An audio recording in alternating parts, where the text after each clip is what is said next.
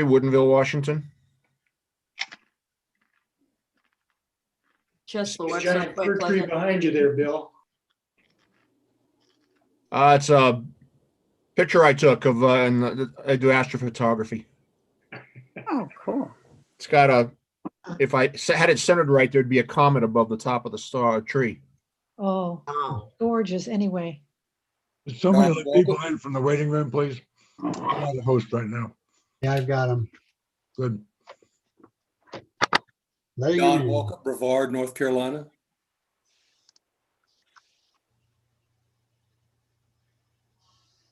Julian Ritchie, Wisconsin. Chesla Wexler, New Jersey.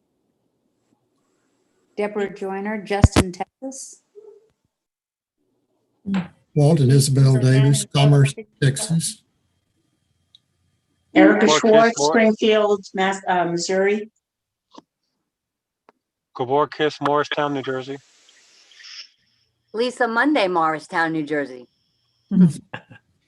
Faye Bowen, Gaithersburg, Maryland. Max Dentist in Chapel Hill, North Carolina. Paul Chiamba, Durham, North Carolina. Hey, buddy. Hey.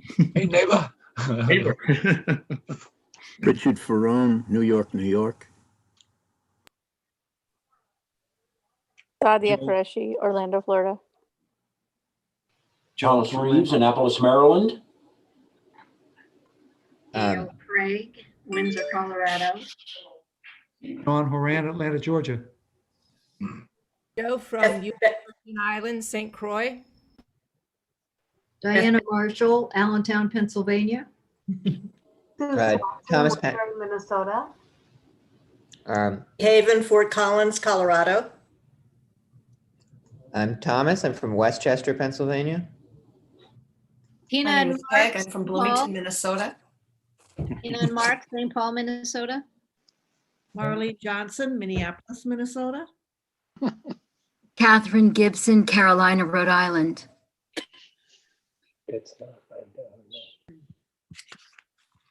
Martha Brown, Red Lodge, Montana. All right, Montana. Deb Ledoux, Champlin, Minnesota. Larry Engelhart, Ann Arbor, Michigan. Angie from Saline, Michigan.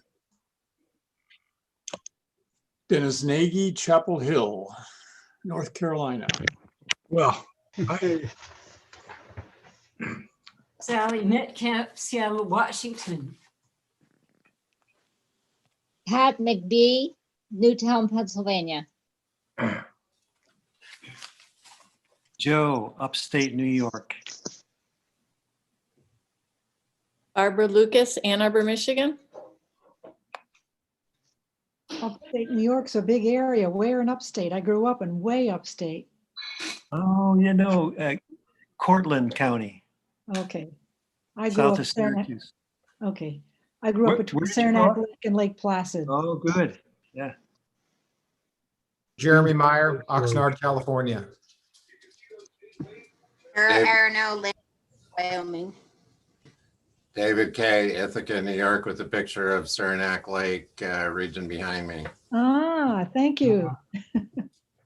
Dan Folkman, Milwaukee, Wisconsin. Wow. Steve Weigelt, Provo, Utah. We're going to give a few more minutes here for some latecomers to sign in, and then we're going to start it at 5 minutes after, okay? What are they doing, introducing So themselves? keep introducing yourself and telling us where you're from. I'd love to hear this. We're all across the country here. I'm Janet Beck from Philadelphia, Pennsylvania. Pamela Powell, Arlington, Massachusetts. Judy Guzman. Oh, sorry. Okay. Judith. Judy Guzman from Berkeley, California. Cindy Nottage from Exeter, New Hampshire. Ken Berry from New Cumberland, Pennsylvania. Yvonne Marchese from Norwalk, Connecticut. Marianne Randall from Webster, New York. Pat Silver from Columbus, Ohio. Oh, boy. Wait, Sandy Freer from Columbus, Ohio. Ah, You know each other? not I yet. don't believe so. Yeah, not yet. Jerry Grass from Palo Alto in Silicon Valley. Andreas Schmitz, we didn't get to hear where you're from. Well, I spoke when somebody else was speaking. We kind of like got warbled up. My name is Andreas Schmitz, as you said, and I'm from San Francisco, California. Oh, great. And I'm Kathleen Sidner, and I'm from Baytown, Texas. I'm Laura Quinay, and I live in Sacramento, California. My name is Jim Lerner. I live in Sacramento also. I'm from Louisiana originally. Yay! Well, I've got one. Jeff Train, St. Paul, Minnesota. Laura's not originally from the U.S., are you, Laura? You guessed. I've been here for 25 years, but I was born in South Africa. 25 years. Well, thank you, everybody, and thank you for all being here. We're going to start now, and other people will be starting to come in. We've got 222 participants. The room was actually sold out, and other people will be moving into other rooms, but we're all happy that you're here. I'm Bruce McKenzie. I'm the chair for this evening's debate, and I'm from Minneapolis, Minnesota. I want to introduce my Braver Angels colleagues who are going to be helping me out during the evening and helping you out during the evening. Jack Denniston from North Carolina. The Braver Angels debate. I don't know if you want to. Could you please mute yourself there, Gary? Oh, sorry. Jack Denniston, who is from North Carolina, he's our Zoom master for this evening. And our whips for this evening are George Thompson. It's called Braver Angels. Terry Stilson from Seattle, and Chris Cofanta from Wyoming. And we have a backup, George Marks, who is in Chicago. You'll see in the chat that you are assigned to each one of these whips by your first name. So if your first name begins from an A to an F, you get George for your whip tonight. If it's G to an O, Terry is your whip. And P to Z, Chris is your whip. You just chat with them if you have any questions. Just think of the whips as your personal assistants this evening. They can answer your questions if you have problems with Zoom, if you're having trouble figuring out how to get certain things done on Zoom, you can send a note to your whip and they'll help you out. If you want to be a speaker after the initial speakers are done, send a note to your whip telling them how you want to speak, whether in the affirmative or negative. And if you want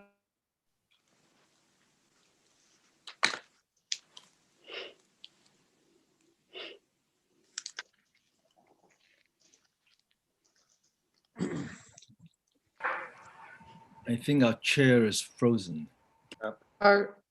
Bruce is frozen. Bruce, we lost you. Well, I'll take over until Bruce can come back in. What Bruce was going to say, if you want to ask a question, you would chat to your whip and say, I'd like to ask you a question. And then whip will transfer that information to Bruce and Bruce will call on you. So I think a couple other things Bruce was going to say, they're in the chat, but this is intended to be a conversation, a respectful conversation, where we primarily seek to understand.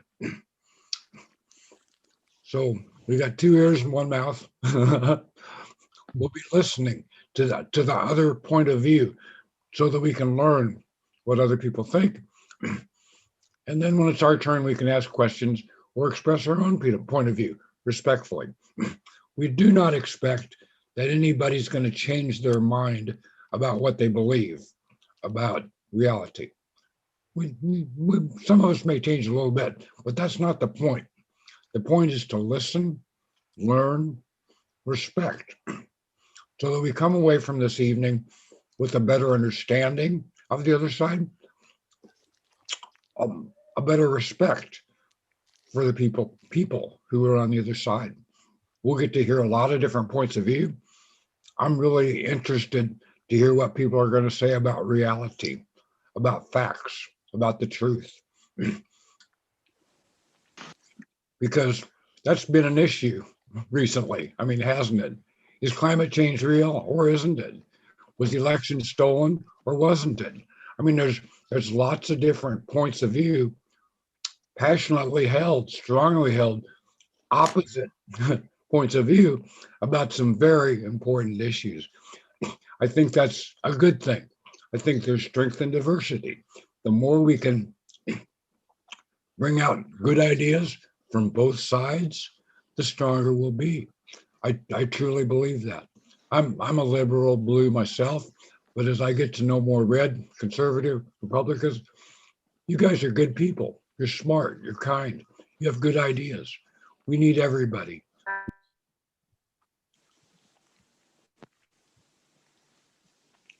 You got muted, Jack. So the rest of you whips, anything else that we would say in preparation for inviting the first speaker to speak?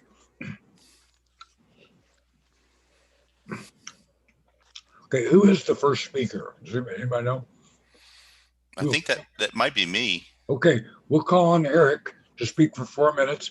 Eric, are you speaking in the affirmative or the negative? I'm speaking in the affirmative. Okay, take it away. Okay. I'm Eric Buchanan from Chattanooga, Tennessee. I'm Tennessee's Red Co-Coordinator. The Declaration of Independence states that we are endowed with certain unalienable rights, including life, liberty, and pursuit of happiness, and that to secure these rights, governments are instituted among men deriving their just powers from the consent of the governed. The idea of the consent of the governed is that government's legitimacy and moral right to use power is only lawful and justified when the people consent. Thomas Jefferson, who wrote the Declaration of Independence, also said, wherever the people are well informed, they can be trusted with their own government, that whenever things go far wrong, they may be relied on to set them right. So a question for us is, does the government have the consent? Yeah, she didn't know if they were trying to steal it. I mean, basically, she said everything's free now. If you come in and see something, she said, I don't know if they did it. Can people mute, please? Okay, thank you. So can we, the people, be trusted if we are misinformed? While the people choose elected representatives that will act in the best interest of the country, if Americans are so divided in their understanding of reality where they only vote for the most partisan representatives, if we pick people that are the most partisan representatives based on misinformation, should Americans on the losing side be scared of the leaders picked by the Americans on the winning side? Movies like The Social Dilemma, which I'm hoping many of you have seen, suggest that social media is designed to feed us biased and not necessarily accurate information. Social media provides information that is based on your interests and designed to keep you engaged, and some would say addicted. So social media can sell more advertising. As they state in the Social Dilemma movie, we have gone from the age of information to the age of disinformation. According to one big tech scientist, social media is changing how you think, how you act, and who you are. Technology has reached the point where it overwhelms human weakness and human nature. It leads to addiction, polarization, radicalization, outrageification, vanityification, and other ills. Social media can affect real-world behavior, like convincing you to be more likely to vote in a midterm or vote a certain way. Social media, like the illegal drug industry, are the only two businesses that call their customers users. Beyond social media, we tend to look for information from sources we agree with, feel comfortable with, and are consistent with our biases. We each have our own separate news feeds, receiving only information we are interested in or that is selected for us. We live in our own filter bubbles, feeding our own biases. We cannot agree on the facts with others who have different news feeds. There's a lot of power in these diverse news feeds. One social media expert points out, if you can change the world just 1% in terms of their opinions, that's a huge power. A little bit of influence can change opinions. So let's look at these questions. Does the disinformation cause us to look at reality so differently that we cannot trust people who disagree with us politically? If our different news feeds cause us to live in different realities, can we ever have consensus? With no consensus, does that mean one side with a bare majority can force its rules on the other side? 1 minute, Eric. If our realities are so different, isn't it reasonable that people will be scared of the government if the other side chose that government? If our diverse realities lead us to mostly elect only extreme partisan representatives, aren't we abusing the trust that of being self-governed allows us? If our realities are different, is it surprising that we fear the other side will use the government to hurt us? What can we do to get past all this? Is there a way we can work together to agree on the best things government can do and come to consensus, or at least protect the rights of those who don't agree with you? Can we relearn that the other side is acting in good faith? Can we be trusted to govern ourselves if we have diverse views in reality that don't match the truth? Social media and diverse news bubbles give us more information and sometimes misinformation than any other time in human history, leading to diverse realities. 2 more points. Sophocles said about his time, but which applies to social media and diverse news sources today, nothing vast enters into the life of mortals without a curse. And Plato said, those who tell the stories rule society. Thank you, Eric.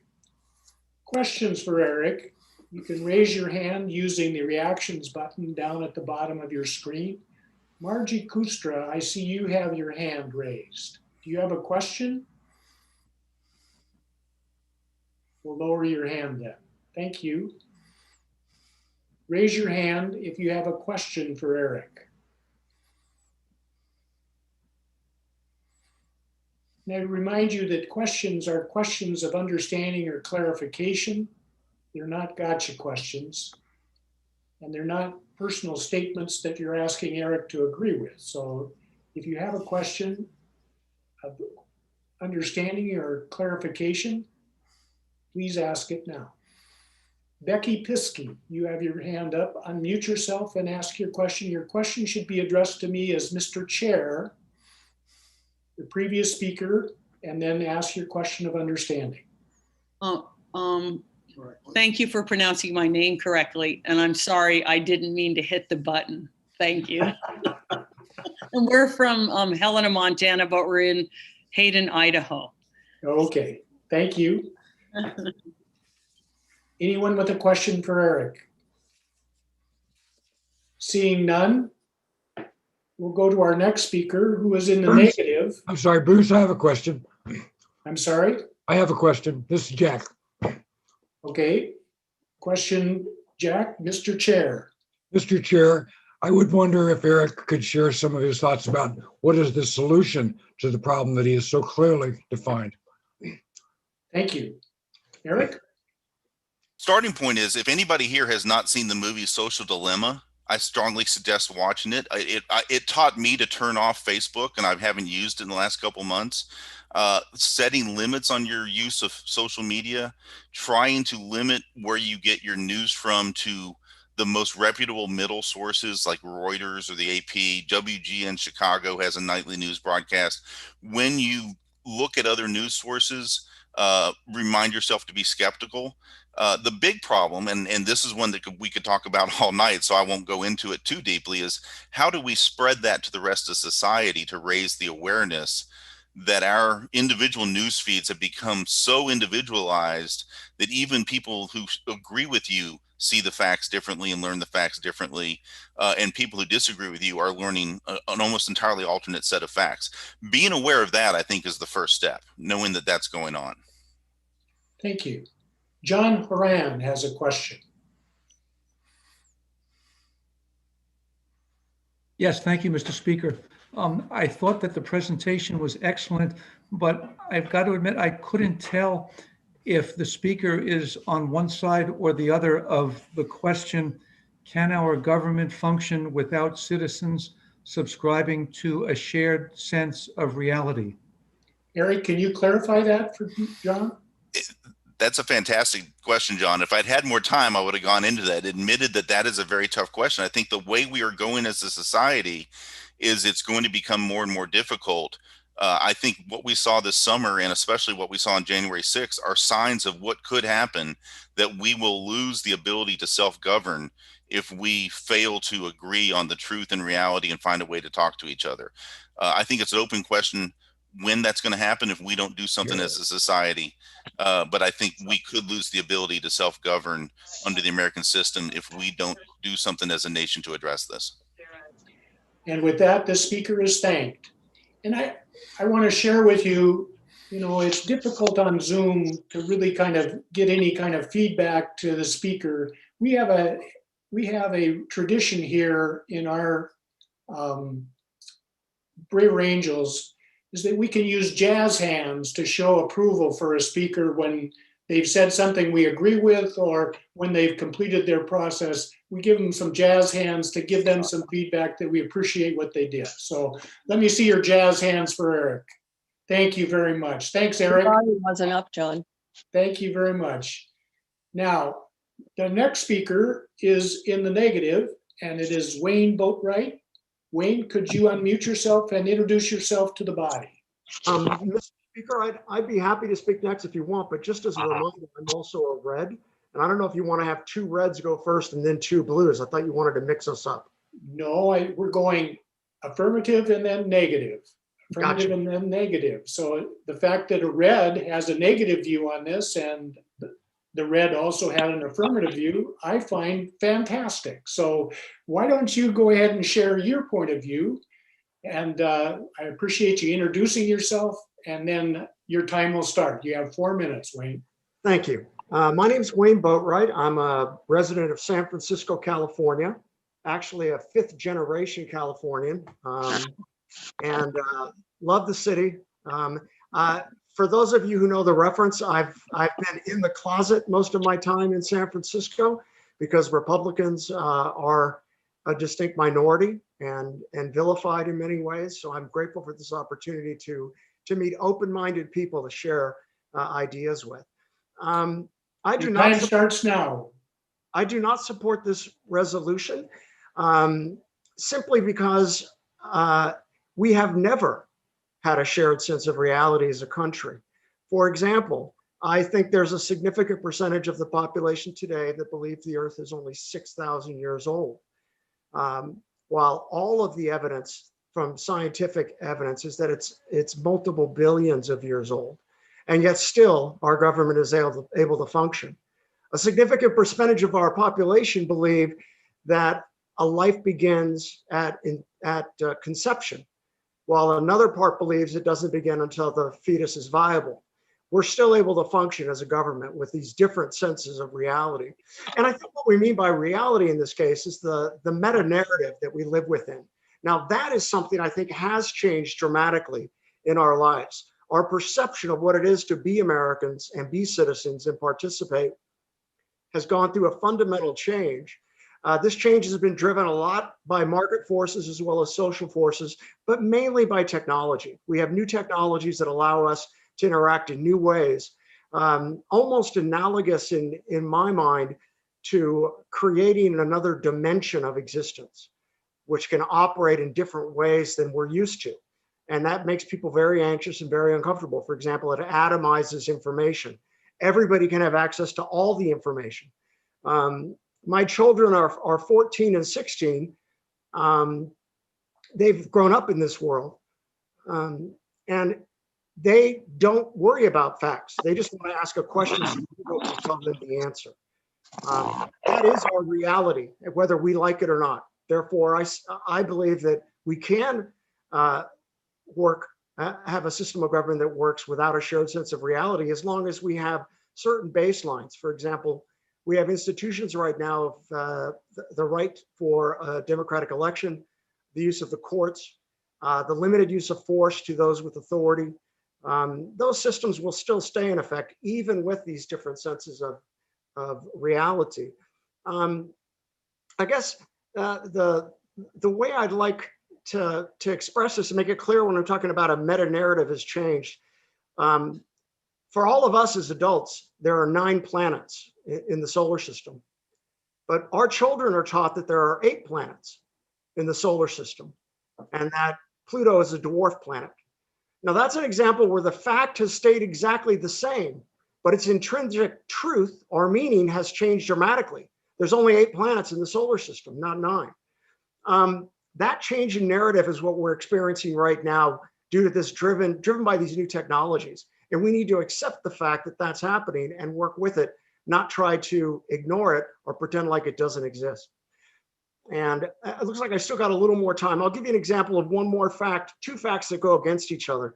One of the driving forces of the BLM movement is the killing of unarmed Black men. Last year, it's estimated that there were 9 unarmed Black men killed on average. I think it's about 22 to 25 unarmed Black men are killed every year. What most people don't know is that 50 police officers are killed every year on average by armed people. And what the most exciting fact, which I'd like to add into this, is that we actually average 49 deaths by lightning strike in the United States on an annual basis. So your chances of getting shot are higher than a lightning strike. We're talking about the whole population, but not orders of magnitude higher. And therefore, I think we should actually spend our energy on dealing with a 20% differential in sentencing of African Americans and not focus on the shooting of unarmed Black men, which is vanishingly small as a percentage. The percentage difference in the amount of time that people are sentenced, that is a real issue that we should address.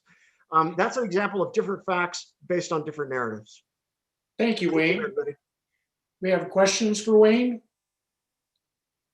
Bill Carberry has a question. Remember to address all your questions to me as Mr. Chair. That promotes decorum and gives a buffer to the speaker. Thank you, Mr. Chair. My question has to do with recognizing that there are degrees of interpretation of the fact, and how does a speaker draw the distinction for beliefs that have no basis in fact? And I'll use as an example, people who believe that the earth is flat. Thank you. Wayne? There's a great old story about the markets. It's called the green lumber story. And the green lumber story is there's this guy making millions of dollars on the stock market selling green lumber. And when they ask him, how do you know how to make all this money with green lumber? He said, oh, first of all, I don't know why they paint it green, but yeah, I'm very good at the markets. Not knowing that green lumber means that it's uncured lumber or lumber that hasn't dried yet. So the very fact that a lot of people may believe the earth is flat is not functionally relevant to them operating in the system, just like that stock market guy can make millions of dollars selling green lumber, even though he believes it's painted green when it's actually just uncured lumber. Ileana Matisse, unmute yourself and ask your question. Again, address it to me as the chair. Thank you, Mr. Chairman. I'm curious if our speaker distinguishes between the potential impact of having a shared reality or not shared reality, between facts that I believe he stated were baseline facts, such as we all agree that we have democratic elections, that kind of fact that actually might govern an election or govern our responses to an election, versus the kind of fact that tends not to impact governing as much, like there are actually 9 planets rather than 8 planets. If he makes any distinctions between those kinds of different facts, and does he see one as being more important to share than another? Thank you very much. Wayne? That's an interesting question. Facts and truths are different things. They might overlap, but they're not the same thing. A truth has valence, it has value. We're certain of it. A fact is just a fact. The example again of how many planets do we have. I'm a lawyer by training. So if you go to the courts, that's a place where people both have the same set of facts actually, because you go through a process called discovery and you find out what all the facts are that both sides claim. And yet they still go to court and have to have a jury of 12 people to decide which one is guilty or innocent in that based upon those facts. So in our reality, facts are given different weight, different valence at different times. And we do have systems, procedures in place to help us address people who have different views of facts. For example, an election or a courthouse. Trust me, defendants and plaintiffs do not believe the facts reach the same conclusion, but they will abide by that conclusion because that procedure is our societal norm for dealing with conflict. Thank you, Eric. And with that, the speaker is thanked. Our next speaker is in the affirmative, Adam Gorgoni. Adam, please unmute yourself and introduce yourself to the body. Hi, I'm trying to see myself. I don't see, there I am. Hi, everyone. My name's Adam Gorgoni. I am living in Los Angeles, originally born in New York. And so as you may have guessed, I'm a coastal elite blue. And I'm thrilled to be here. I think this is fantastic. I think Braver Angels is almost the only way we're going to get where we need to go as Americans. And it's so great to see so many people from pretty much every state, I think. I'm thrilled to be here. And thank you. Your time starts now. And thank you for the plug. We didn't even pay you for that. So yes, I started my phone here. So, and I should just say, Bruce, asked me if I would do this at about 2 hours before it started. So, unlike the other speakers, I'm probably slightly less prepared. But I did think about it, and I have a few things to add. The first one is that I think we have to agree, and it does dovetail a little bit with what Wayne was saying. There is a thing called reality. And the personal example that I wanted to throw out is that my mom passed away in November, and I had to go to New York to be with my dad. And I got COVID-19. And I was very sick. Mercifully, I never got to the point where I had to go to the hospital or was in danger. I felt I was in danger of my life, but there were a couple of days there where I wasn't sure which way it was going to go. So this is, to me, reality.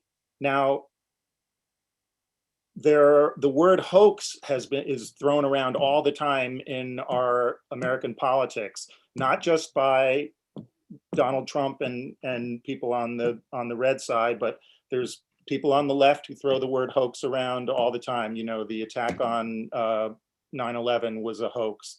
There's all sorts of people using that term. But to me, I was very sick. I had a virus. Now, if somebody wants to say that the many tests that I got that in fact that were confirmed that I had COVID-19 and that all the symptoms that the scientists say are the symptoms of COVID-19 are somehow not true, that that's all a hoax, and that I had some other sickness, I had a flu or something, then one can believe that. But it's very hard to have a conversation with someone who is not willing to believe in the science. And I would say to that person, if you started to have pain in your heart and pain in your left arm and believed you were having a heart attack, would you go to the hospital? Or would you say, well, maybe that's not reality, to use our word? I think we have to get to accepting concrete science. And I know science is a very amorphous thing, and there are different paradigms that obtain over time, and scientists are constantly changing. Like Wayne said, there used to be 9 planets, now there are 8. I would submit that fact, as one of the questioners said, as something that is not politically all that relevant. But the fact that the fact that we have this virus that has ravaged our country is a fact. It's not a hoax. And I think that we must all find a way to agree on that. Now we can argue about how to handle it and what we should do about it and whose fault it is and any number of those things. But if we can't even get to agreeing that there is a virus, and despite the fact that you can't see it, that it really does in fact exist, we're going to have a very hard time with all the other things that are even less tangible as to what the reality is. So I'm here basically to make a pitch for reality and for science to the extent that we can, find an agreement. And someone brought up climate change. That's another example of something where probably the science is maybe a little less, obvious, but I use the virus example as one that, to me, how can we be arguing about whether it's real or not? I have 2 friends who died from it. Good. Okay, thank you, Greg, Adam. And questions for Adam?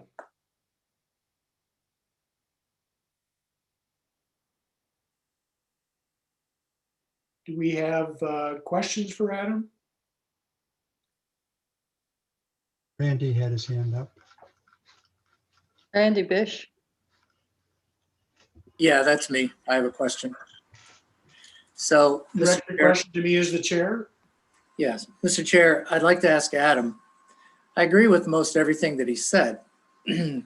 However, I'd like for him to maybe clarify the point of agreement. So, Adam, do you believe that agreement is necessary for our government to work effectively? Thank you. That is the question at hand here.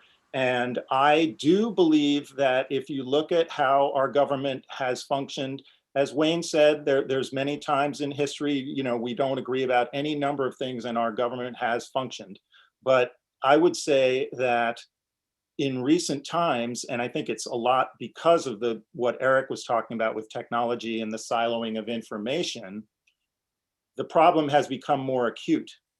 And I would submit that what we saw on the 6th, and this is obviously just my opinion, but was a serious breakdown in American democracy. And I would also say that what Wayne said about we have certain ways of adjudicating our differences, our different sets of reality.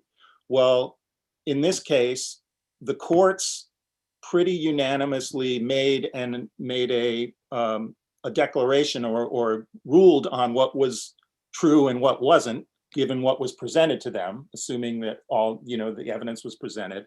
And the courts in this case they made their ruling, but a significant chunk of the population don't believe anyway.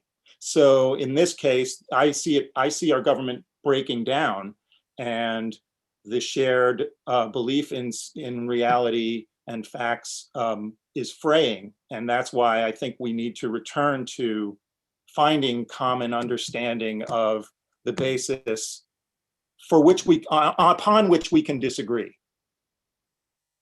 Thank you. Tamara Belland, you had a question. Oh, hi. Yes, thank you. I would like to ask you to ask. Mr. Chair. Mr. Chair, I have a question, and I'm wondering if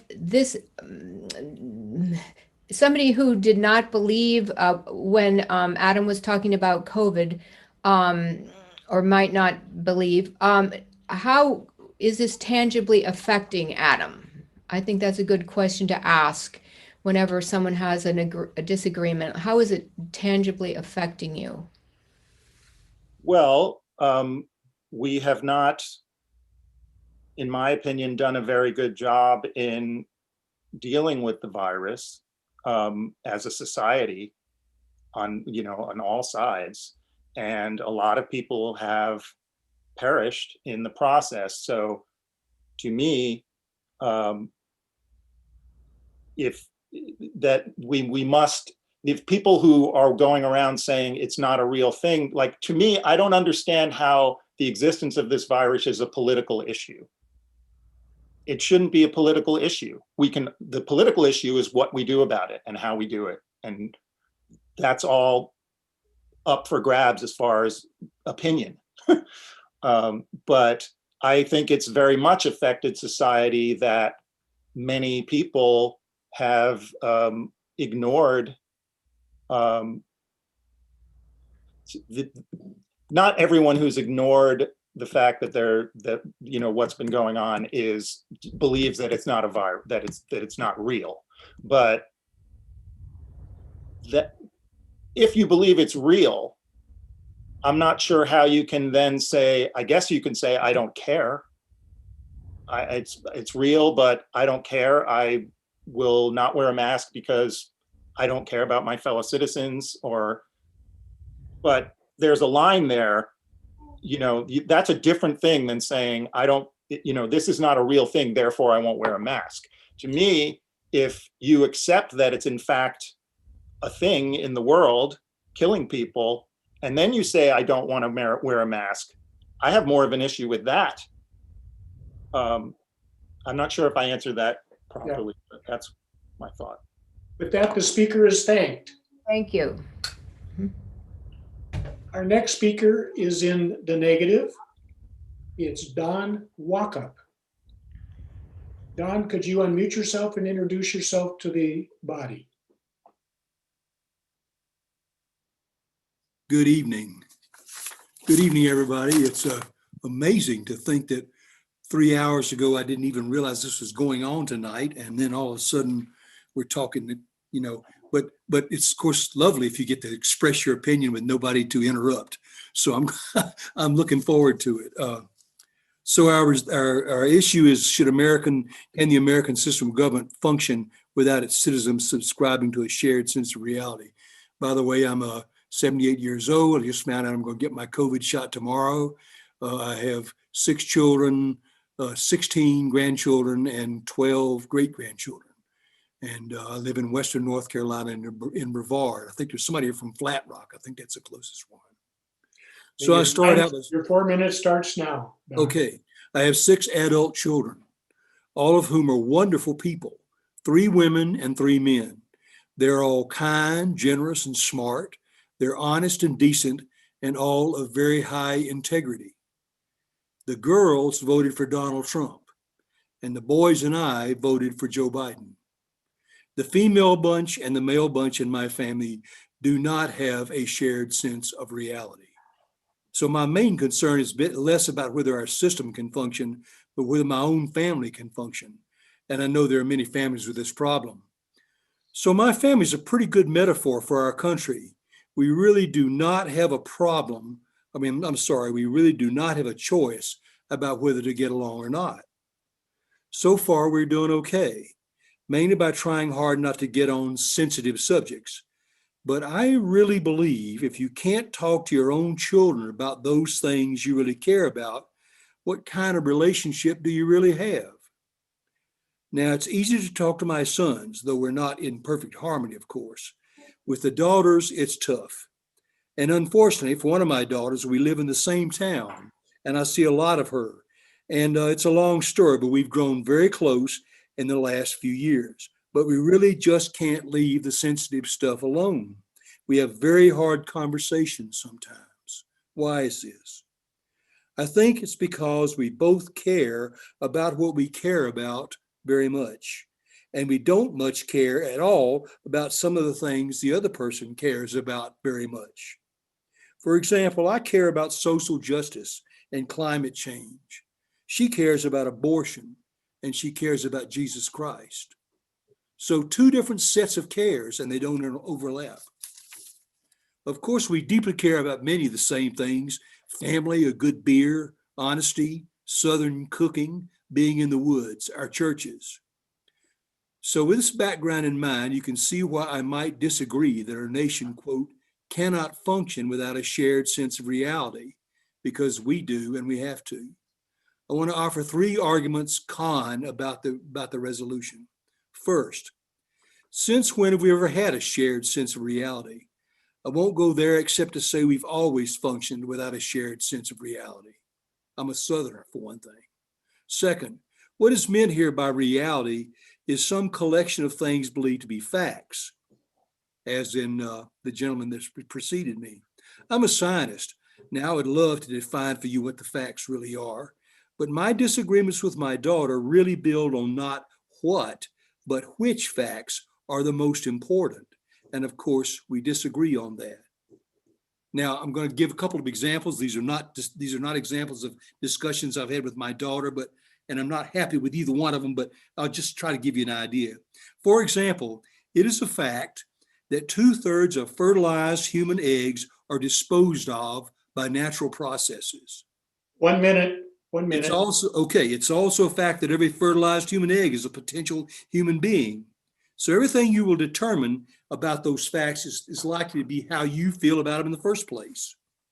I'm saying, when somebody said the other day, you're entitled to your opinion, but not entitled to your own facts, they were ignoring reality. We are all, maybe not entitled, but we certainly do choose our own facts. Third, and finally, my biggest concern and what I care about is how would we go about ensuring everybody chooses the same facts to care about? God knows with the internet, we'd love to censor them, but I think there are some things that should be done. But what we do not want is an official set of facts. With that, the speaker is thanked. And questions for the speaker?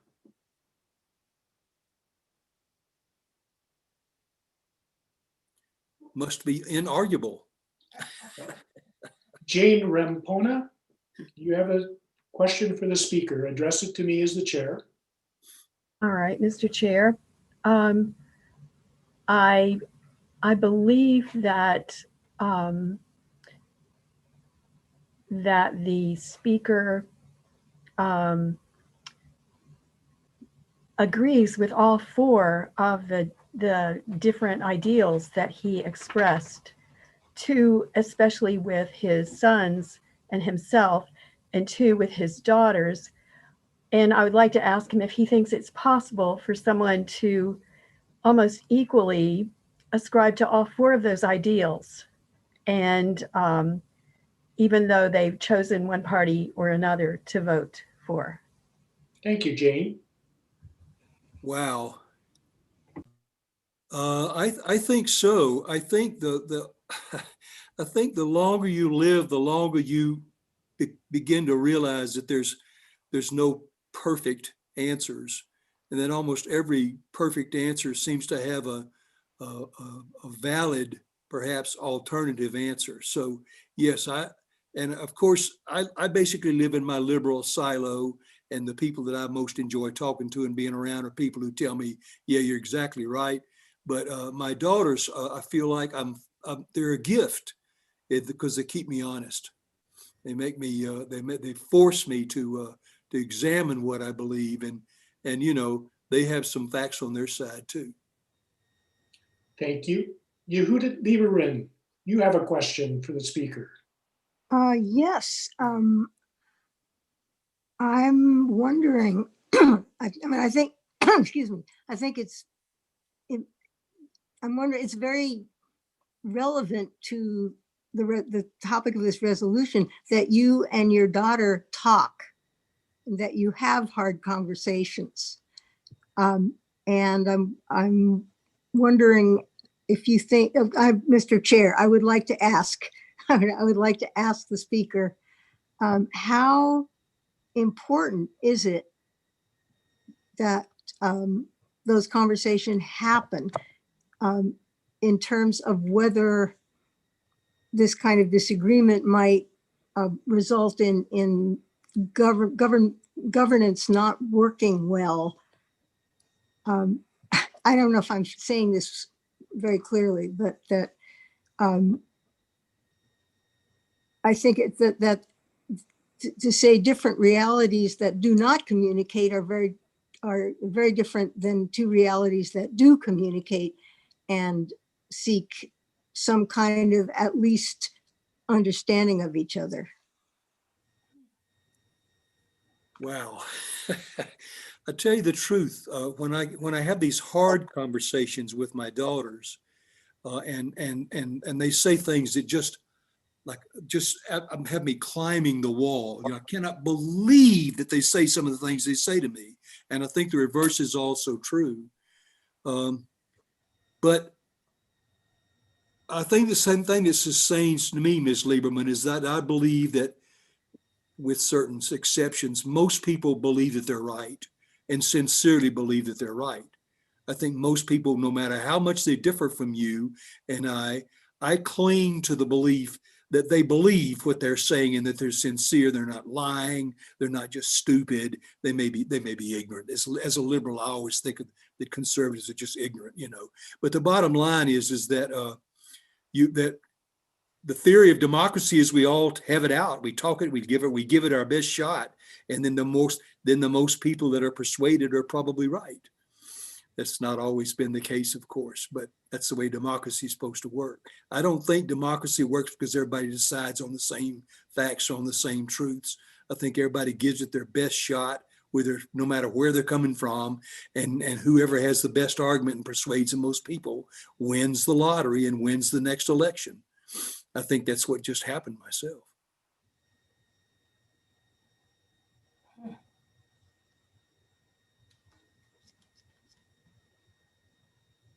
Thank you for your question.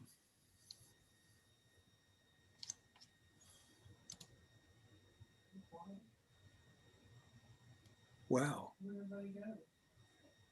Did we lose our leader? I think we might have lost Bruce. Jack, could you take over? I'm here. Oh, there he is. We have a lot of hands. I got frozen out again, and I don't understand it because this computer is right next to our router, and it's a brand new computer, so of course it happens tonight. It's just what's going to happen. So, the next speaker would be in the affirmative, and Jeremy Meyer has indicated he would like to speak. Jeremy, you're speaking in the affirmative? Yes, Mr. Chair. Thank you, Mr. Chair. Mr. Chair, I realize as we continue this debate that affirmative versus negative is kind of a tricky question, because I think what I agree with is maybe a slightly different version of the question, which is that we must have a shared sense of values to function in society. And the reason I say that is because we may have, as many of the speakers have eloquently explained, very different senses of reality about a variety of aspects of reality. You know, like, what is reality? Reality is this present moment. When we die, it fades to black, or when we die, we reincarnate, or when we die, we go off to some other planet, and all kinds of different concepts of reality. And I think many of those different senses of reality can function together. I think the challenge that we're experiencing now, and really for the past, well, more or less since the beginning of the nation, is the lack of a shared sense of values. And I would describe that as about certain values such as life, liberty, and the pursuit of happiness that are built into our founding documents. And yet it's only for some in many people's eyes that they have life, liberty, and pursuit of happiness, and not for others. And that's changed over time. I think more currently, valuing the process of science as a way of establishing fact versus fiction has been called into question. I would say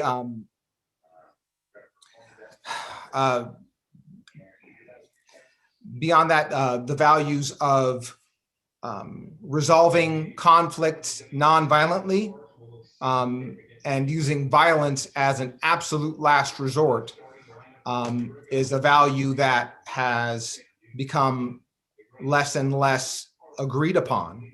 And that's exemplified by what happened on January 6th. So those are a couple of examples where I feel like that's the shared sense that we're having the challenge. You mute. We've got some background noise here. Jeremy, is that background noise in your area or is that someone talking? I believe that's elsewhere. And thank you, Mr. Chair. That concludes my comments. Thank you, Jeremy. I apologize for the background noise. We'll try and get that taken care of. Questions for Jeremy? Alana Roberts, you have a question. Thank you, Mr. Chair. My question for the speaker is, I read a book called The Fight Next Time, Baldwin, and one of his quotes said that the danger is their loss of identity. So do you feel that the more we label ourselves, the more we get with the, these labels, transgender, red, blue, things like that, the more we become entrenched in these identity politics, the harder the harder it will be to find this middle that we all can agree upon? Thank you for that question, Alana. That's really a thought-provoking question. My feeling is there is definitely some value in what we call identity politics in terms of identifying what is my own history, what are the factors in terms of who I am and what makes me me that affect my ability to function in the society, the factors that I'm judged upon, what is like my historical connection with certain others that relates to how we're treated and the state of our current experience in society. So my feeling is identity politics is valuable to a degree, but that falls back to that shared sense of value. So within the confines of, we can all identify with various groupings and who we are and what we most value, but it's within the context of, I respect your right to have your decision. Everybody has freedom of religion, for example. We resolve conflict non-violently. So within the confines of a certain set of shared values and agreements, we can have the support of identity politics. Absent that shared sense of values and agreements, we risk, dissolution of this union. Thank you, Jeremy. One more question. I see Deb has her hand up. Hi, my name is Deb Ledoux. And Mr. Chairman, I would like to ask, does the speaker think that common, or I shouldn't say common, knowledge of the basis of our government is or should be a shared value, like understanding the Constitution, understanding the documents and how they got to where they are? Is that something you would consider a shared value in something you'd like to see people all agree on? Thank you for your question. Jeremy? Thank you, Deb. That's a wonderful question.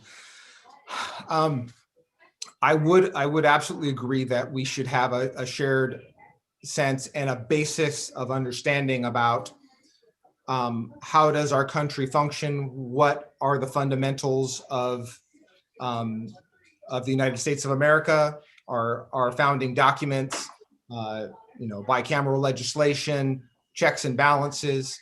I think those are definitely essential in our understanding.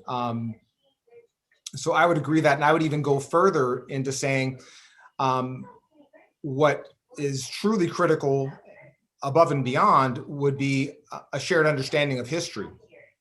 And I think the challenge is, as people maybe don't understand the essence and the value of public education to any democracy, and that if we don't have quality and equitable public education, then we don't have well-educated citizenry.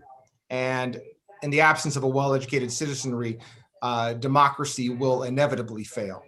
So having a shared sense of history having opportunities where, say, a classroom or educational experiences like this can exist, where we discuss various chapters in their history, what really happened, what are the different sources, and have that vibrant kind of education and discussion and dialogue and debate.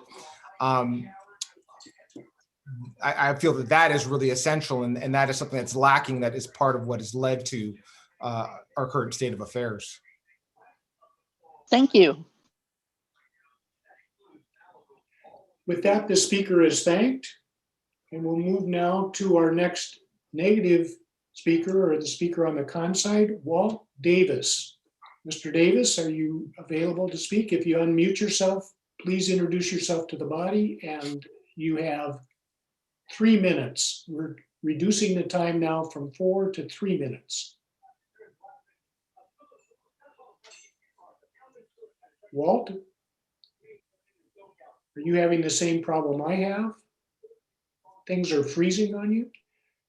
If you're not there, Randy Bish, are you available to speak in the negative? 3 minutes. We're reducing the time now from 4. You could speak up. You're here now. There's Walt. Yes, we've had to switch computers, so we're having problems with connectivity. Well, that makes 2 of us, so. I wanted to remind ourselves about how the framers of our form of government managed to overcome vast differences in their sense of reality. I think about Thomas Jefferson, who was basically a native-born gentleman farmer who believed in shared government, that it should be diffuse and many people should take part in it. And we had Alexander Hamilton, who believed otherwise, he being, his reality being an immigrant, an opportunistic person, and someone who believed in a very strong centralized power structure, criticized at the time of supporting the idea of a king to run our country. And yet those people worked together to put together the very form of government we're talking about.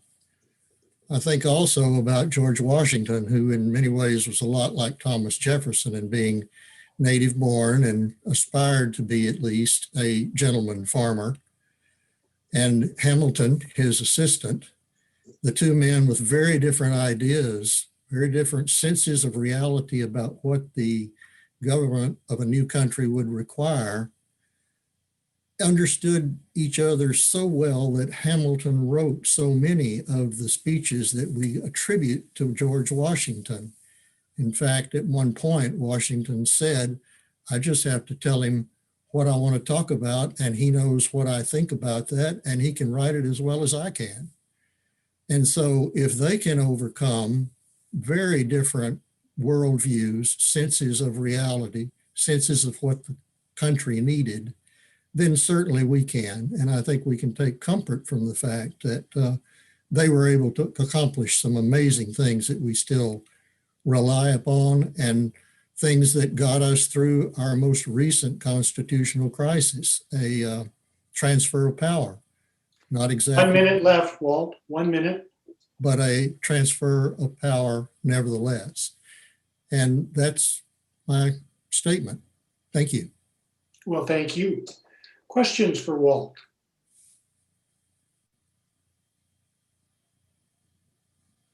Raise your hand using the reactions button. Questions for Walt? Michelle Rivas has a question. Unmute yourself. Oh, okay. Frozen out again. Am I on? Yes, you are. That's delayed. Okay, over there. Mr. Chairman, I would like to know if the speaker knows why that they were able to overcome those huge differences. Like, what about them? What kind of principles did they act on, or what kind of culture did they inhabit, that they were able to do that successfully. Thank you. Walt, can you answer that? Walt's computer is frozen. It must be the cold weather. Suzanne Stigeman, you had a question, but if Walt can't answer and the computer isn't going to let him do so, I'm sorry, you aren't going to be able to ask the question. He's not going to be able to hear the question. So thank you for your question, Michelle. I think we'll move on to the next speaker. Sandy Ogle, you would like to speak in the affirmative. Yes, thank you. Can you hear me? Yes, I can. All right. I guess I start with Mr. Chairman. I'm a red, and I would like to argue in the affirmative. I would also like to agree with Jeremy that as a society, we need to have a shared value system in addition to a shared view of a reality. But I do think we have more in common as a society than what we generally acknowledge. One of my favorite memes has two people on opposite sides of a figure on the ground, and one insists that the figure on the ground is a 6, and the other insists that it's a 9. And they're both right and they're both wrong. And what we really need is respect for each other and a willingness to consider that the other person might not be as wrong as you think they are. I think we have a tendency to oversimplify or interpret the opinions of others in black and white terms without recognizing the intricacies of their arguments. And I think that makes it easier to dismiss their views as ridiculous or obviously wrong. In reply to Adam, who spoke earlier, I'd like to make the point that the term hoax is generally not intended to suggest that COVID-19 doesn't exist or isn't serious, but at least in my experience, I've heard people use it more in the allegation that the COVID-19 is being strategically used by some politicians for political purposes.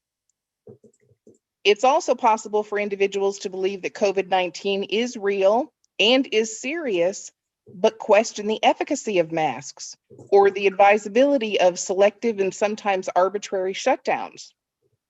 For the record, I wear a mask anytime I can't socially distance from those outside my immediate circle. I'm not against masks, but I do understand or try to understand the other argument. And the last thing is, I'd like to mention to Adam that the courts didn't rule in regard to the election irregularities. They didn't rule on most of the specific allegations, but they dismissed most of the cases on procedural issues or very limited grounds of standing. And that doesn't mean that I believe the election was stolen, but it does mean that I believe there should have been a public audit on the specific allegations so that we could reach a consensus together as to whether or not there's any validity to those allegations.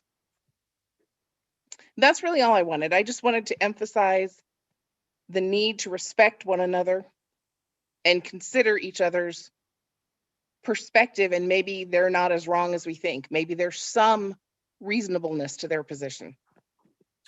Thank you, Sandy. Questions for Sandy? Joe Geiger, you have your hand raised.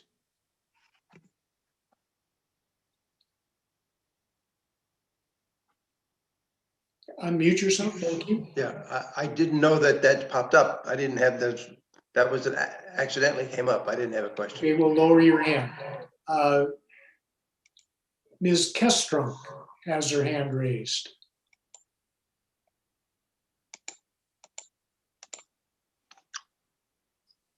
Unmute yourself, please.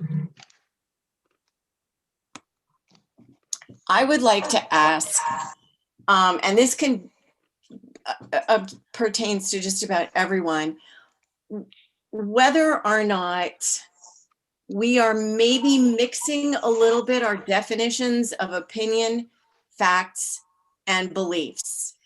And we know beliefs cannot be proven. There's something that we inherently believe, but we are not able to prove those to other people. Facts, we are able to prove to other people, and opinions are our interpretations of those facts.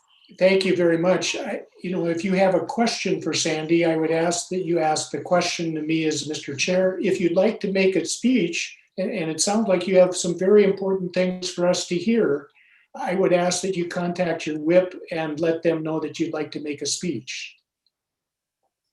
How do you contact your whip? You'll need to unmute yourself if you have a question. I don't know how I just got muted again. So my I have question, that power. I have that power to mute you. I wanted you to hear what I had to say. Thank you. so my question, Mr. Chair, is do people think that there are differences in belief, fact, and opinion that could be influencing the way we discuss things?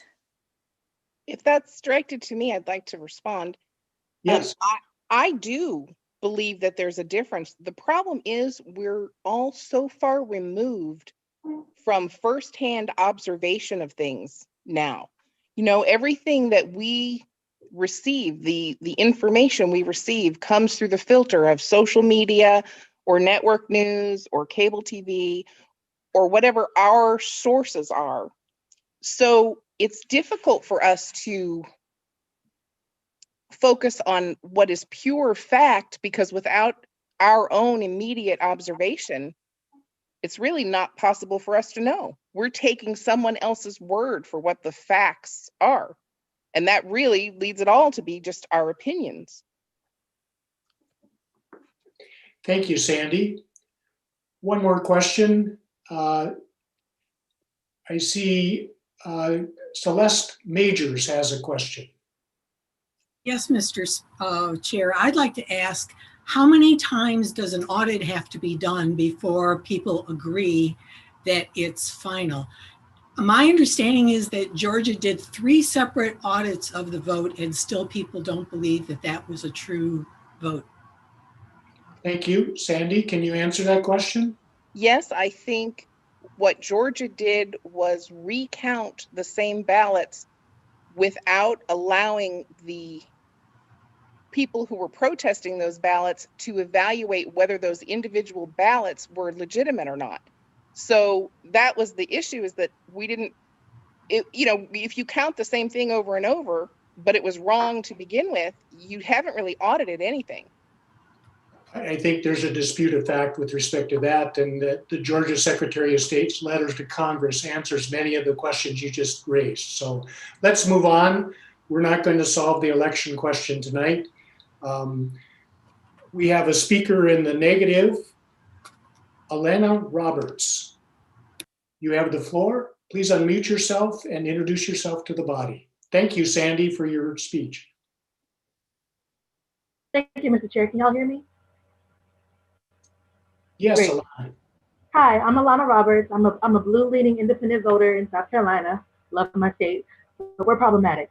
So I just wrote an article about this topic. It was in respect to the defund the police argument, but it has the same kind of message, which still rings true. You really don't need everyone to agree. You just need the right people to agree to make change. And for me, those people are the ones that hold the purse strings, or can pull the people and get people to the polls, get people on social media, really share a message. And the beautiful thing about our system is that those people can change as we reconfigure our priorities and the infrastructure that support them. We love to propagate quotes from famous civil rights movement activists, not remembering that these people were popular leaders in their heyday, and they were spearheading an unpopular movement at that time, depending on who you ask. And it's not about everyone agreeing. Your idea and your POV of where you're starting from. And so, like, whoever you ask, Hitler was a popular person who had good ideas. And I see that the way for us to combat a seemingly unwavering force is to be an even greater unwavering force, not to necessarily diminish the other person, the other force's presence. And my last final point is, Angela Davis said, liberated minds make a liberated society. So I would never wish to live in a society where we all have a hive mind. What we're tasked with is using our own educated, liberated voices so that as a collective, we become the loudest, most educated voice in the crowd. And the last thing I want to say is we can't change what people identify with, so we have to identify with what we cannot change. Thank you. Thank you. The speaker is thanked. Questions for the speaker? Ileana Matisse, you have your hand raised. Thank you, Mr. Chair. I'm curious if this current speaker or perhaps a prior speaker, whomever, would like to answer. I'm noticing there's another question embedded in this resolution that Alana, the current speaker, actually alluded to, and that is, we say the American system of government, ... cannot, the rest of the resolution. And embedded in that, I'm curious what Alana thinks, and whatever the other speakers might as well. What is the function of government?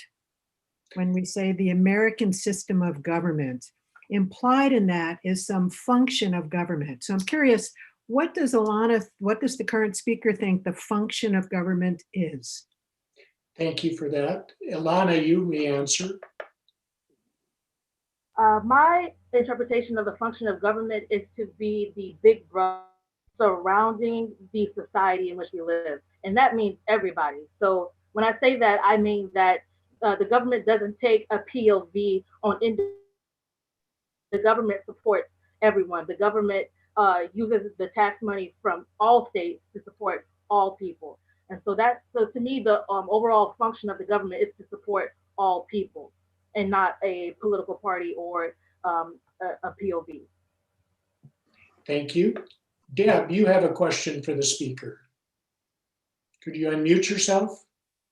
Yes, I would like to ask the speaker if you have an answer then to the cancel culture that seems to be occurring and the inability, or I wouldn't say inability, the problem that many people on both sides seem unwilling, at least in our government, public policy holders, thankfully this group is not part of that, but seem unwilling to even discuss with the other groups the opposite of them, so that we can't come to some understanding and try to move forward. I personally don't believe that, thank you for your question. I personally don't believe that cancel culture is toxic. I think people can use cancel culture as a tool to proliferate toxicity. So what I would say to that is, like us, we all made an individual choice to be here tonight to have intellectual conversations. And like I said before in the bottom of my speech, what we can't control, we have to identify that it's uncontrollable. And so to me, one thing that's in our power is the individual release of trying to control motives or everybody's actions, and being aware and self-reliant on your own values and your own morals, and being, again, the loudest voice in the crowd, not controlling the crowd, but being the most educated and loudest voice in that crowd. So cancel culture itself is just a tool that can be used for good or for. Thanks. With that, the speaker is thanked. And we'll move to affirmative speech by Johanna Johnson. Johanna, unmute yourself. Thank you, Mr. Chairman. My name is Johanna. I live in Bucksport, Maine. I grew up in Maine. I live in the 2nd Congressional District, which basically went for Trump and very narrowly lost to Biden this round. I rise to, I didn't plan to speak. I rise to say that I agree with much of what everyone has said tonight, both the negative and the positive.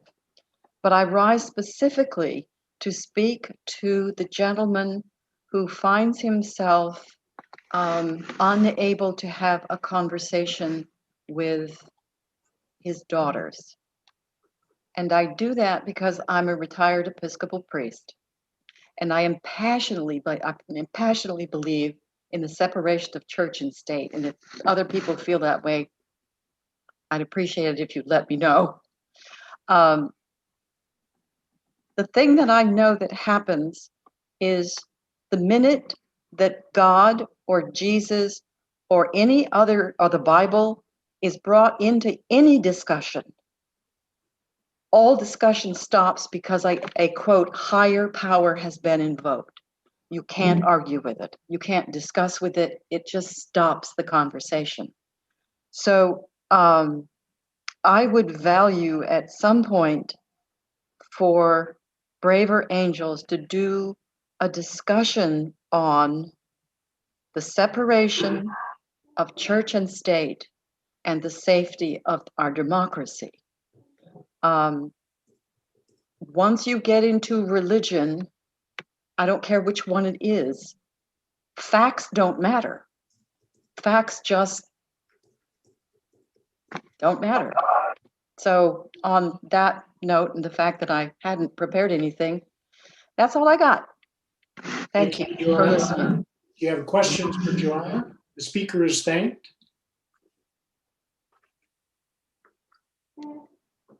Do we have a speaker for the negative at this point in time? We're looking for a speaker in the negative. If not, we'll move to another affirmative speaker. Tom from Nashville. You have a peace sign next to your name. Tom. Yes. Mute yourself. Thank you. Yes, can you hear me? Yes. Yes, thank you, Mr. Chair. And I'd like to thank all the speakers. I am very excited. This is my first debate. I just found out this week about Braver Angels, and it has given me so much hope. I hope that it would be nice if all of Congress was listening to this tonight. And I'm just, because the divides have been so deep, and this is the solution. So I would just like to say that reality, to me, fact and truth are the same. And the truth, to me, I believe that the truth is the truth is the truth. And you can find it anywhere. You could, just like sugar is sweet, whether you find it in a dustbin or in a sugar bowl, it's still sweet and it's still sugar. And so what I think it's up to each one of us to make sure that we're looking for the truth, and not in denial, and not allowing others to keep us in a state of denial.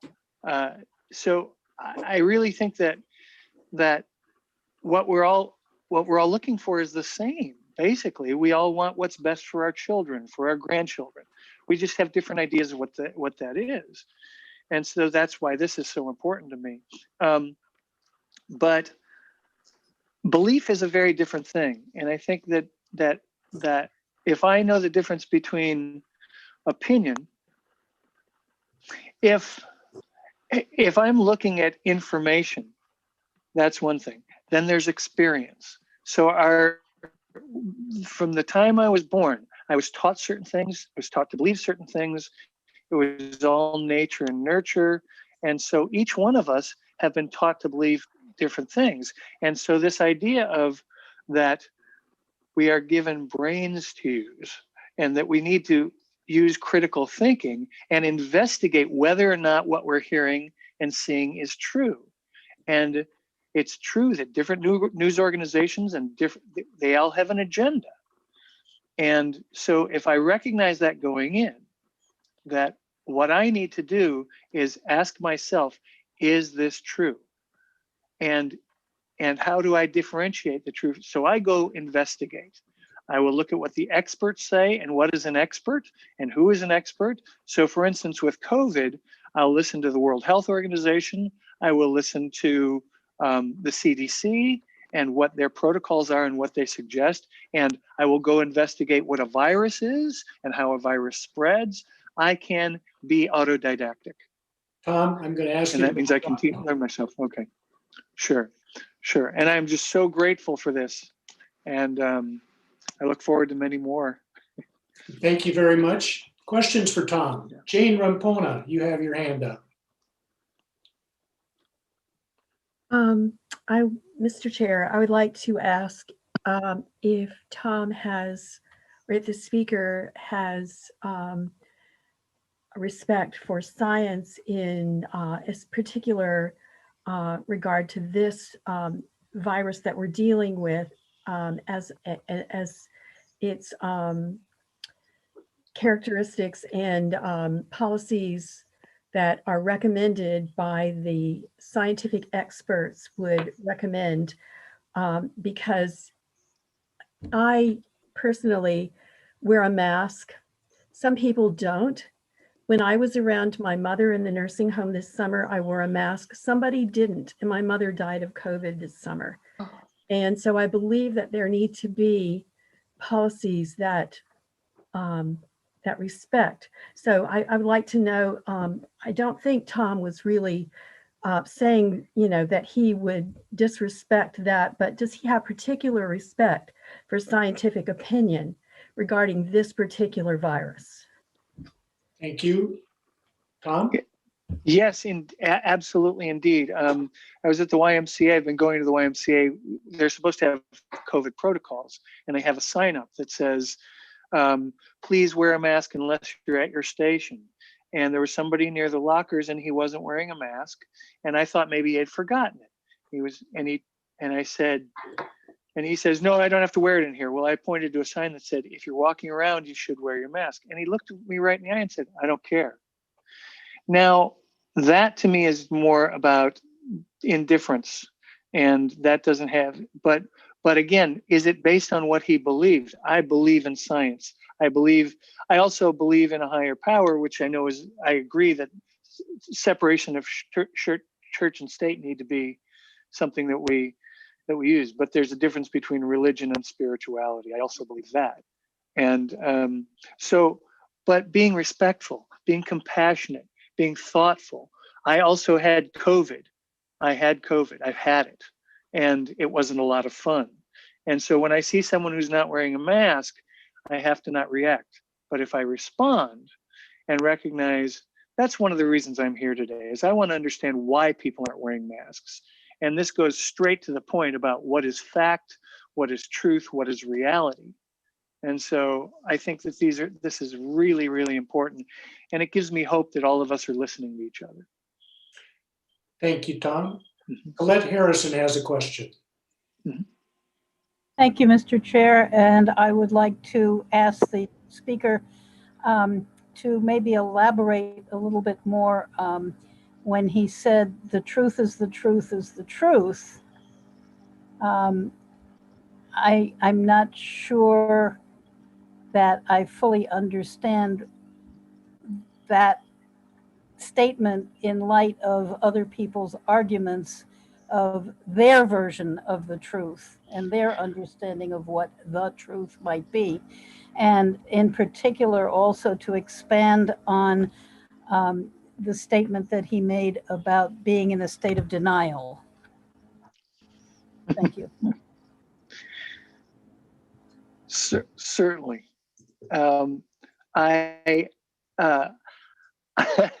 I have had experiences where I was in deep denial about areas of my life where I needed to change. And some people believe that we find the ultimate truth within. And what is truth has been argued since the beginning of philosophy and always will be. And that will continue to be argued. But I think that there comes a point where you start to believe my values have changed drastically from when I was a child. I wanted money. I wanted her, whoever she happened to be, and a lot of her. and now my values are about, I want peace of mind. I would like more peace of mind. I would like more of a sense of well-being. And I know that I can't find those outside of myself. And I kept looking for things or people or to find those things. And so that idea of of life, liberty, and the pursuit of happiness, that goes into the question of what is happiness. And so, can I be happy with very little material goods in my life as long as I have food, shelter, and clothing? Am I okay? So that's trying to find the truth. And here's the last thing I'll end with. There's an old musical that won a Pulitzer Prize. It's called How to Succeed in Business Without Really Trying. And there's a love song that's sung in a men's room, and it's sung into a mirror. And the line that jumps out at me is, you have, and everybody in here, you have the cool, clear eyes of a seeker of wisdom and truth. And so that's why we're here today, because we're seeking more wisdom and more truth. I believe that. Thank you, Tom. And with that, this speaker is thanked. Speaker in the negative, Tina Luma. Tina, could you unmute yourself and introduce yourself to the body? Hello.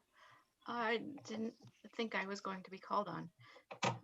This is my very first debate, and I'm very happy. You have 2 minutes, Tina. Okay, I'm sorry. We're going to start reducing the time So, to 2 minutes now.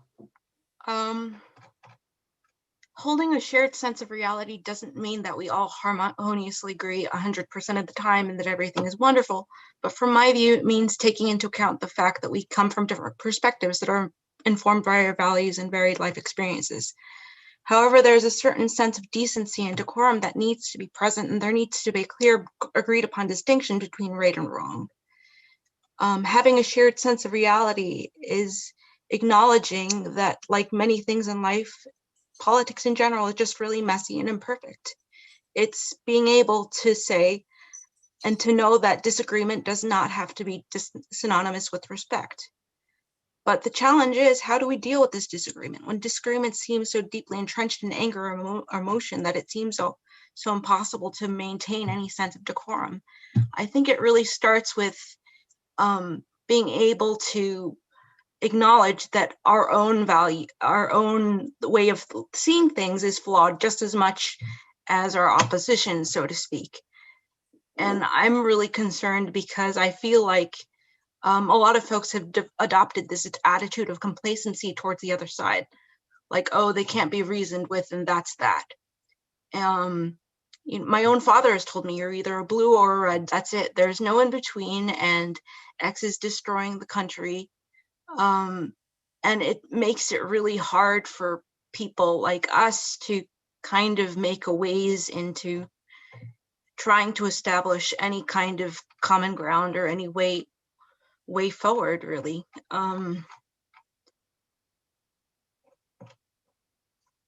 So, okay. Does that it's important to find a balance between giving people space to breathe with their perspectives and being able to step back and say, wait a minute, let's kind of reevaluate this. I think that people are so preoccupied with kind of, these are my beliefs, and I want to get my points across. I mean, I hear you, but even the people that mean well, and they, I hear you, but I really can't, you can't change my mind, and that's that, Thank you. Thank you. No, I thank you for your thoughts, Tina. Questions for Tina? Very heartfelt, Tina. I appreciate that. Kathleen, you have a question for Tina. Thank you, Mr. Chair. Actually, I've had this question a little while, and so I'll direct it to you. Do you believe that it's important that individuals accept that there is a reality, a state of things as they actually exist, which can be observed and verified, like there is a disease, COVID-19? And if so, if you do believe that it's important that we do sometimes accept that there is a state of reality that does exist, how do we convince people that that's important? So first of all, Kathleen, thank you, Thank you, Kathleen. It's Mr. Chair.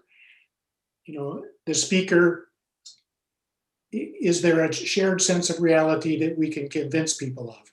That's what I heard your question being. Thank you. Tina?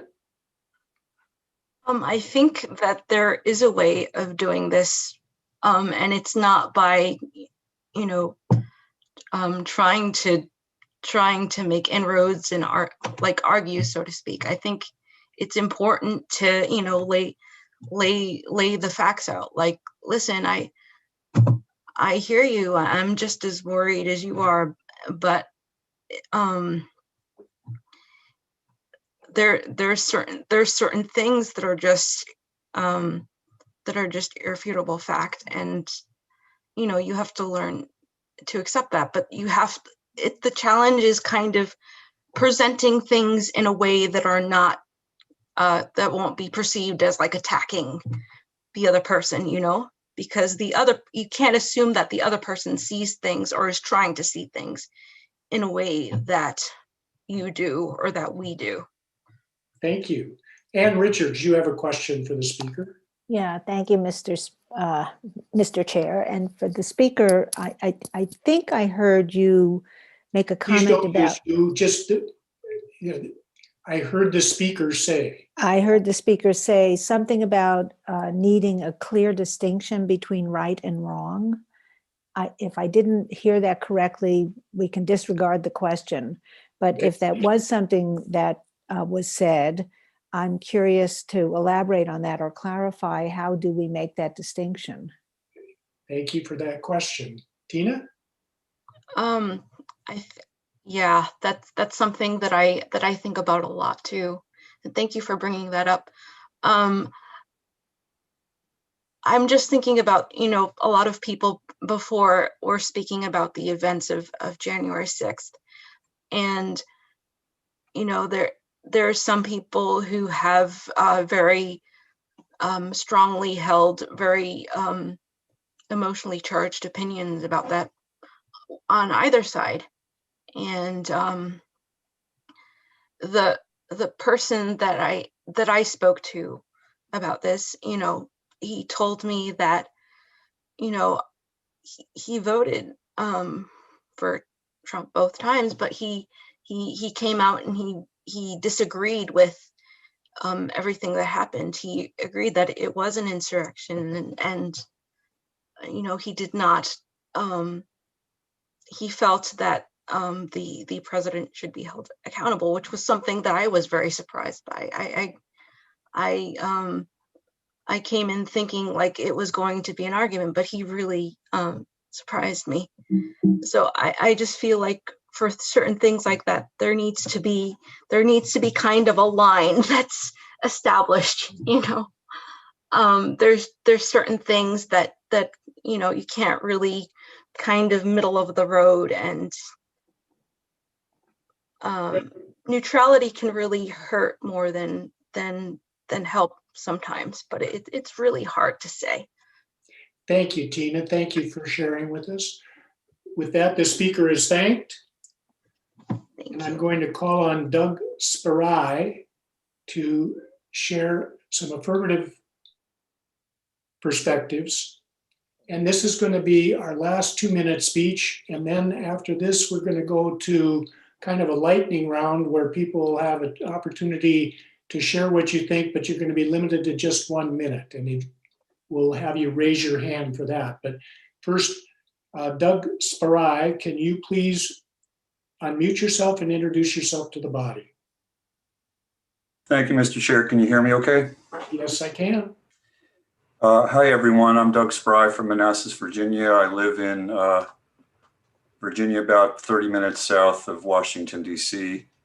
I lead Braver Angels college debates program, and usually I'm chairing and organizing the college debates, but I'm really relieved tonight to not have to do that. I can just like participate in one of these as an ordinary citizen. So thank you for that. You have 2 minutes, Doug. Amazing evening.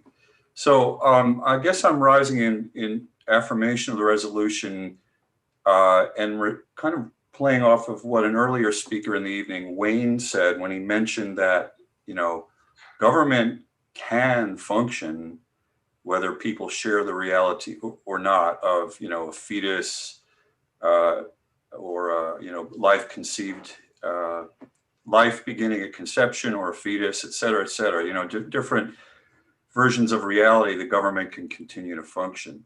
And I guess that's true because, you know, centuries ago, most people believed the world was flat, and curiously, nobody fell off the edge of it. But the world continued to function and governments continued to function, even though Galileo was an outlier at the time. It's turned out that he was the one who was the ambassador for the reality that we know. But, you know, I want to like draw it more closely into like what the resolution is all about and how it's framed. American system of government cannot function without its citizens subscribing to a shared sense of reality.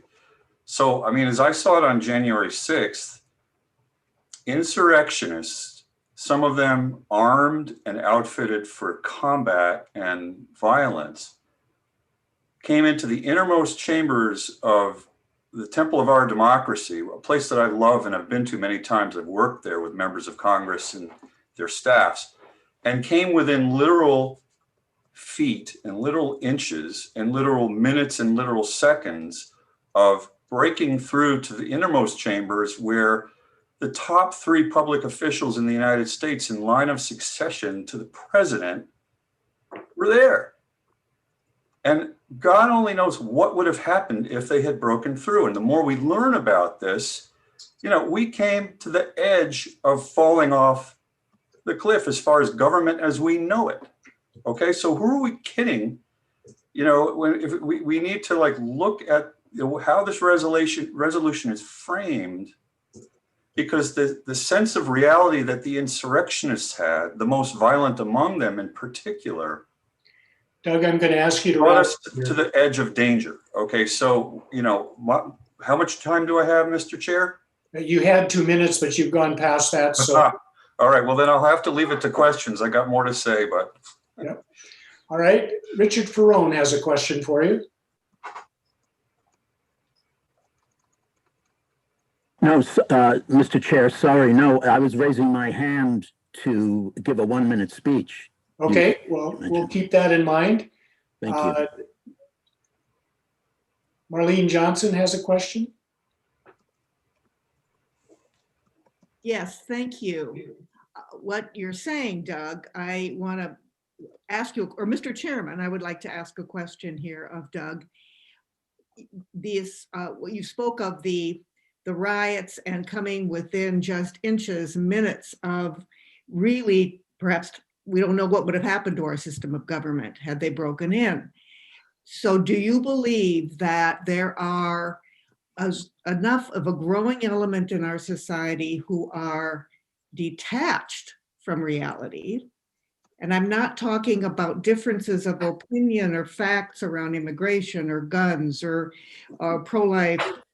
I'm not talking about that, but about maybe some larger truths, and that there's a growing element that, in my opinion, have crawled down a rabbit hole and are believing absurd things. And that might. Is there a question here, Marlene? Do you have a question? Here is, do you believe we are really in continual danger from people who are detached from reality in our society? I do believe this. I do believe the specific detachment, and I don't know the complete answer, but I can tell you I work for a government, a nonprofit think tank in higher education, and only 17% of American universities and colleges require students to take a basic course in American history or government. So a lot of people don't even know how many branches of government there are. We have surveys that show that huge portions of students think that Judge Judy was on the Supreme Court.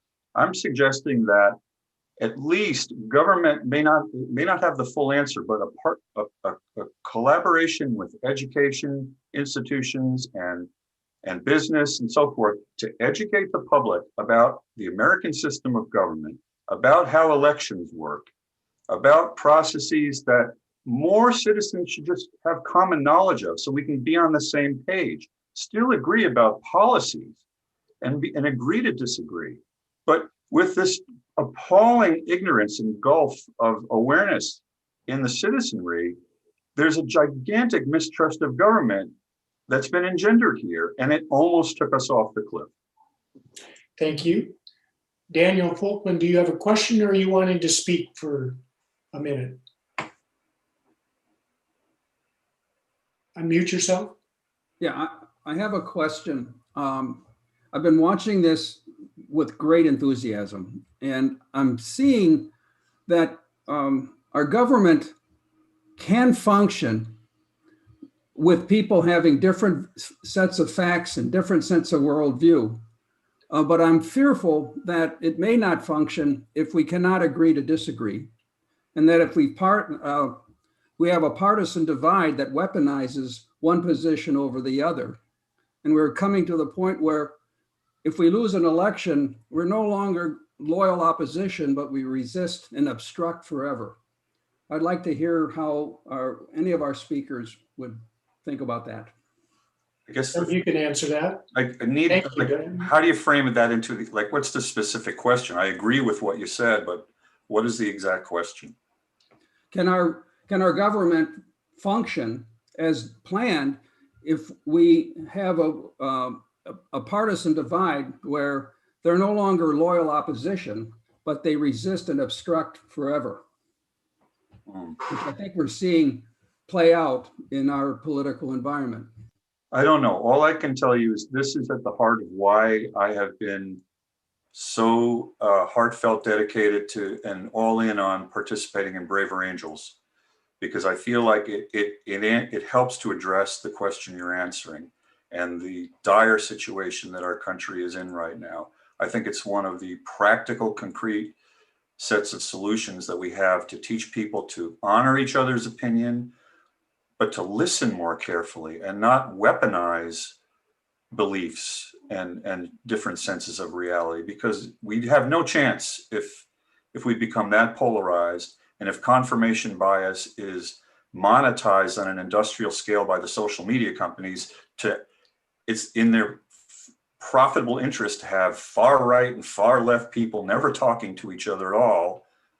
You know, we've got to all work together on every level to address this. The speaker is thanked. Thank you. And we're going to move to a lightning round here, and I am going to be brutal with the mute button. You will only have 1 minute, and we'll only have about 5 minutes for this. Eric Law, I see that you would like to say something. Yes, thank you. Eric Law from California. So I have 10 fingers. I learned how to count with 10 fingers. That's a forensic truth. Until I meet someone who have 11. A grade school friend had 11 fingers, they were extra fingers. So there's an exception. I know, so the forensic truth is important. We have to agree on something as basic as counting, okay? Having said that, I'm actually speaking for the negative on this, that we have different experiences of the same forensic truth. We have different interpretation of it. And the issue here is who has the power to determine whose experience and whose interpretation is the truth. In the history of the United States, the powerful people determine what the truth reality is according to their experienced truth and their interpreted truth. For how long have our history books have said that Columbus discovered this great land? There's a group of powerful people determining that a white person. Okay, Eric, I got to cut you off because that's 1 minute. You have a wrap up there? Wrap yourself up. Unmute yourself. You ask Native American of their experience, they have been invaded, they have been diseased. And so the fight on January 6th is about getting who has the power and therefore who has the right, who has the political right to determine what is truth. That's really at the heart of what's happening to our country right now. Thank you. I saw Richard Ferrone had wanted to say something. Yes, thank you, 1 Mr. minute, Richard, no more. Thank you, Mr. Chairman. I'm speaking directly in the negative to the statement, resolved the American system of government cannot function without its citizens subscribing to a shared sense of reality. That's a negative statement. I believe you can. The government can function just as somebody who decides they want to build a house with a fireplace with no chimney or flue, they can build that house. They'll have the house. But if they light a fire, it's going to be a lot of trouble. They may end up with carbon monoxide poisoning. They may end up with smoke in the house. The results, yes, the government can function without subscribing to the same shared sense of reality, but the result is going to be very different, and it might not be as good a result. I think you're going to get a much better result if there is a shared sense of reality. So, thank you. Yehudit Lieberman. Yes, thank you, Mr. Chair. I would like to introduce, we've been talking about truth, fact, value. There's a lot of words that I'd like to introduce the word agreement. I believe that what we do need for a functional government is some kind of basic set of agreements. And we can differ about our candidates, but we need an agreement that we're going to use an electoral system to pick the people who will wield power. We can disagree about specifics in the courts, but we need to agree that we will use a court system. And an agreement I wish we had is that we would respect and listen to each other and attempt to understand each other. I think that would make our government very functional. Thank you. Thank you. Thank you, Yehudit. I'm going to call now for a motion to adjourn. We are at the 8:50 mark, the 9:50 mark Eastern time, 7:50 Mountain time, and 6:50 Pacific time. We have 10 minutes left. I'm going to ask for a motion to adjourn. And then when that motion is passed, I'm going to ask you to stay tuned because I have a couple questions for you and a little bit about Braver Angels. So can I hear a motion to adjourn? I move to adjourn. Second? Second. All those in favor? Aye. We are adjourned. Thank you so much for participating this evening. As you know, Braver Angels is a nonprofit with a mission to unite America, bringing together people who differ politically to create a better understanding and find common ground when it exists. We are doing this through sponsoring debates like this one, workshops where participants learn skills and form relationships with those who may differ from them. We also form local alliances where Reds and Blues work together. Braver Angels needs your support, especially now. You can become a member at our website, which is posted in the chat room. Learn more about what we do and how you can become involved. The dues are only $12 a year. That's only a couple of lattes a year. So we're grateful if you can give more, but $12 a year will make you a member and get us our newsletters and notices of events that are happening around the country. As you saw tonight, we have people from all across the country, and we have links in the chat box to our website, as well as an evaluation form that we'd ask you to complete to let us know how we did with this debate and how we can improve it. There's always mistakes that we make. We know that. We try not to, but it happens. And we wanted to get better as we improve the product that we're offering to you. Please take just a few minutes after the call ends to complete that form for us. Now, I became a member of Braver Angels after the 2016 election when the prayer of St. Francis kept going through my head, the one portion of that prayer that said, seek to understand rather than be understood. And I think that this organization has answered that prayer better than anything else I have found. So I encourage all of you, if you found something here tonight, if you heard a perspective that you hadn't thought of before, if you saw something or a nuance to this question that you hadn't considered before, that's a win from our perspective. So I ask you to become a member of the organization and help us move forward. I now have 2 questions for you. You're all invited to answer. Just use the raise hand button when you're called on. Unmute the mic to share your thoughts with us all. What did you enjoy tonight? And the second question is, what did you learn? So either one of those questions, feel free to answer either one or both if you'd like, and I'll call on you if you have your hand raised. Kathy Samples. Yes, what I finally came up with was compromise is what we're missing. And what I enjoyed about this was nobody was shouting at each other for a change. Everybody was listening. And I think that a lot of good ideas were shared. Thank you very much, Kathy. Ann Richards, you have your hand raised. I did. What I learned is about myself. First of all, I thought the resolution sometimes it was like a double negative, and if someone was for or against it, I couldn't like sort it all out. And I think I'm way better listening and being open-minded and open-hearted when I don't know if you're red or blue. I just want to hear not just the quality of your argument, so to speak, but the quality of your heart. Thank you very much. Makes a difference. Randy Bish. Beautiful. I appreciated the respect that everyone showed toward one another, the speakers, those that asked questions. It's a great learning environment, and I appreciated it. Heather Rooney. Hello, I'm Heather. I learned that, I probably would have come to this thinking I was for sure 100% positive on this resolution, and I hadn't even thought of some of the good examples that were made.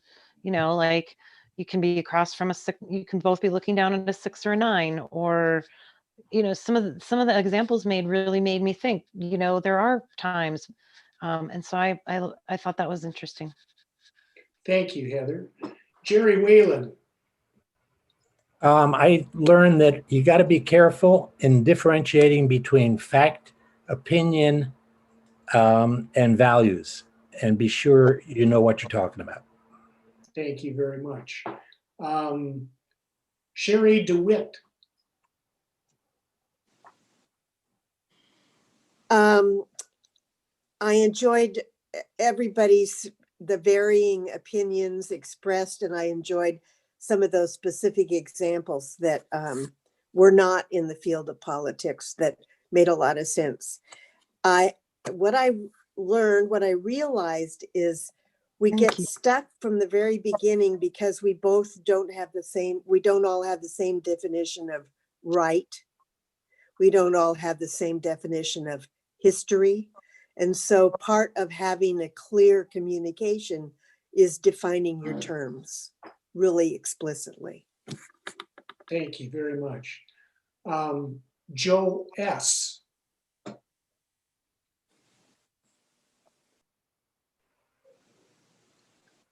Joe, can you unmute yourself? If not, I'll move on. Eileen Matthew from Marblehead. Thank you.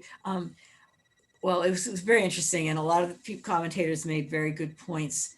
I think the thing I came away thinking is about the issue of reality. That's an interesting phrasing you put in the question, but I do think it's really shaped by words and by all the filters. And I was thinking how Braver Angels had some people that went to the demonstration or the protest that I listened to, and they were all excited, and they talked about how positive they'd been to support, what they saw as getting their country straight. And they didn't go in the Capitol and destroy things, but they had gone there with what they perceived as goodwill. And I thought, well, I've been to protests about, the women's protests I've been to anyway. So I feel like Brave Angels is getting us to talk and listen, because you can use the same words, but then the television commentators were calling that an insurrection. But these people that Brave Angels found hadn't gone there to do an insurrection. So it's like, wait, that's really interesting. Separating people's intentions and how we're labeling. So all in all, I think it's a great process. I look forward to continuing and to listen. Thank you, Eileen. Sally Metcalf from Seattle.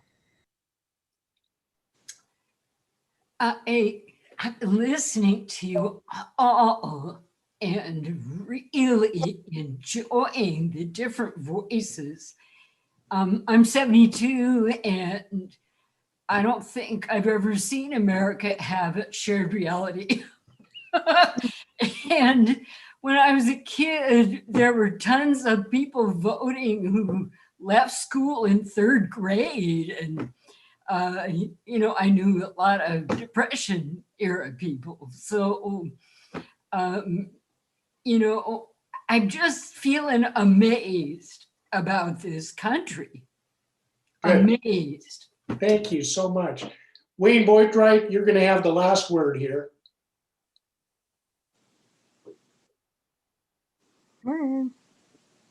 Thank you for giving me the last word. I think what I'd like to say that I very much learned a wonderful range of differing and cogent views of how we deal with this definition between fact and truth, whether they're the same or different, and how we can all work together. And I'd also like to say that I'm very grateful that our vice president certified the election results and that our system worked with certification and selection. It wasn't one-sided, that both sides were able to reach an agreement, even if not everybody on the red side agreed. Thank you very much. In closing, I would like to thank all of the speakers and all of you participants for bringing your best selves to this debate. Let's all give some jazz hands to the organizers, the hosts, the whips, and all of you who participated this evening and made this an enjoyable experience. I am a substitute chair tonight. Our original chair was taken ill and so couldn't be here tonight. I thank you for your patience with me and my computer. And with that, I wish you good night to everyone and good health.